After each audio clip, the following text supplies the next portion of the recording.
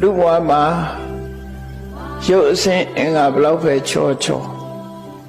ပစ္စည်းဥစ္စာတွေဘလောက်ပဲပေါ်ပေါ်အရေးကြီးဆုံးကစိတ်ကောင်းနှလုံးကောင်းရှိဖို့ရပိုအရေးကြီးတယ်လို့ဆိုတာစိတ်ကောင်းနှလုံးကောင်းဆိုတာဟာရှားပါပစ္စည်းလို့ပြောရမှာဖြစ်တယ်လူတွေကမလှလှအောင်ဝတ်စားစေမှုနဲ့လုပ်လို့ရတယ်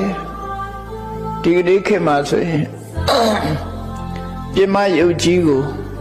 ငွေကြေးတနာအကုန်ကြခံပြီးတော့ပြုပြင်ကြတယ်မလှတာကိုလှအောင်ပြင်ကြတယ်သို့တော့လှမှုမလှမှုဟာအပြင်ရုပ်ပေါ်မှာမူတည်တာမဟုတ်ပဲနဲ့စိတ်နှလုံးနဲ့ပတ်သက်နေတယ်ဆိုတာကိုတတိထားမိတဲ့ပုဂ္ဂိုလ်ကအနည်းဆုံးပဲသူနည်းစုဖြစ်တယ်မြတ်စွာဘုရားအဆုံးအမမှာ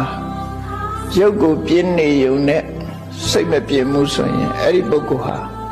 မကြခင်ရုပ်ဆိုးကြည်တတ်ဘဝရောက်တော့မှာ